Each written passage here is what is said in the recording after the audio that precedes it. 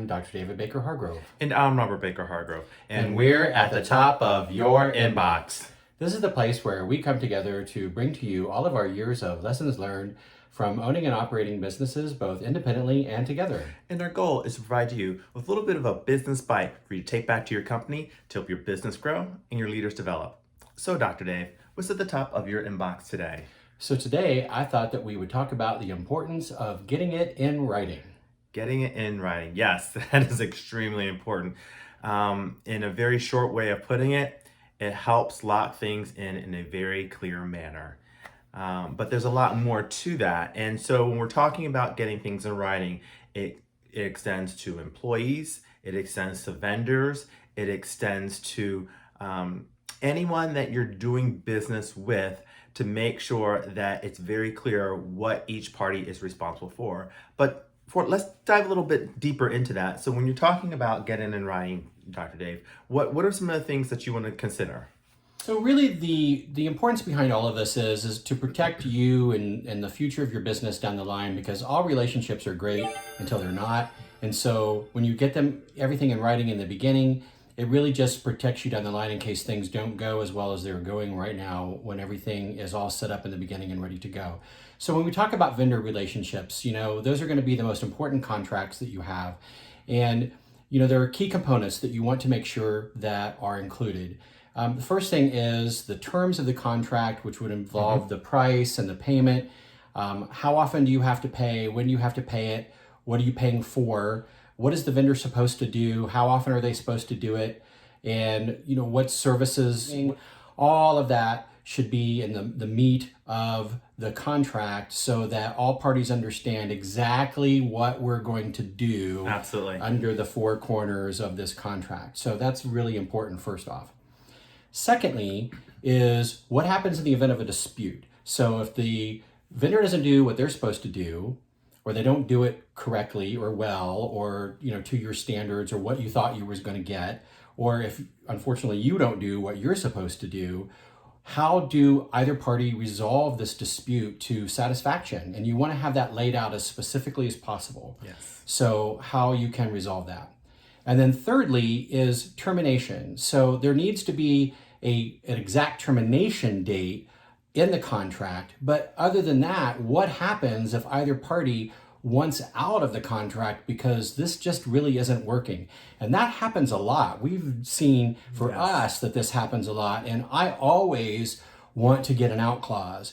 Now, typically I will ask for, a no fault out clause where either party can release themselves from the contract with somewhere between a 30 to 90 day notice for no fault whatsoever. And sometimes, especially with service agreements, companies may not necessarily do that.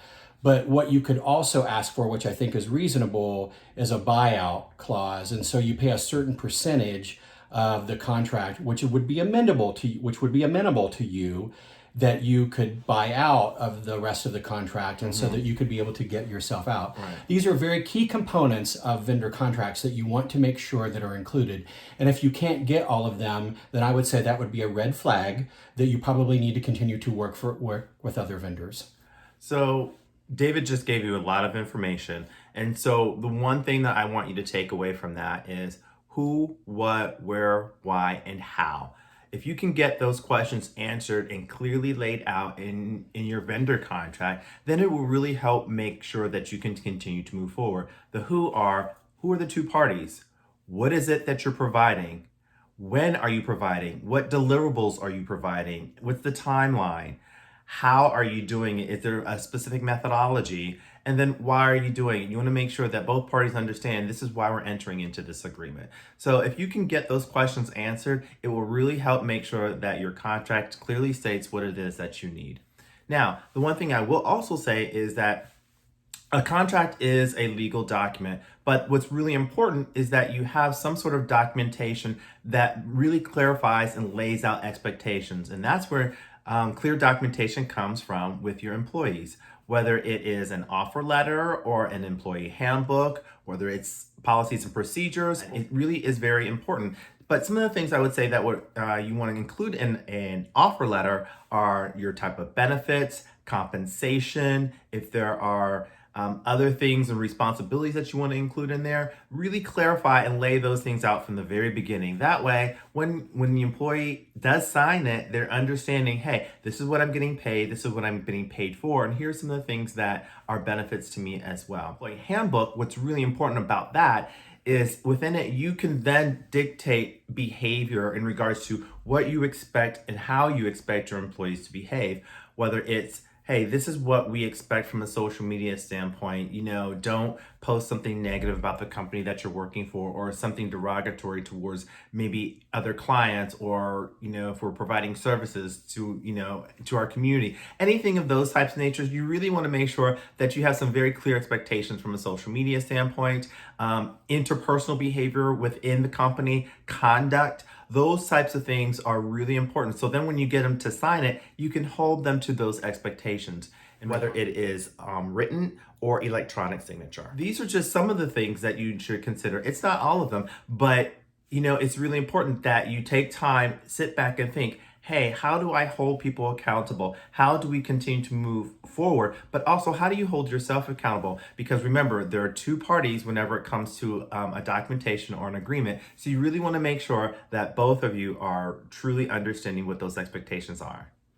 Yeah, and in smaller companies, typically it's not normal to have necessarily an employee handbook or job descriptions or a lot of policies and procedures. These are all official documents of the company, which can become important in helping you hold employees accountable, like Robert said, and may even be useful if there become problems with employee conduct or if there are legal issues down the line where you have a lot of expectations documented in terms of, especially when it comes to, what are the conditions in which this employee didn't meet expectations or stuff like that, where you have actual documentation of what are the expectations of all employees and how employees are held accountable to standards and expectations, or job descriptions of held accountable to the roles and the expectations of their job. All of that can be very important in possibly protecting your company when there become problems. And so all of these things are very important, but it's not ever too early to start thinking about these things now. And if you need help thinking about these things, you can reach out to me at robertbakerhargrove.com. Or me at davidbaker-hargrove.com. Or you can reach out to both of us at bhcassessment.com. So until next time, we'll see you at the top of your inbox.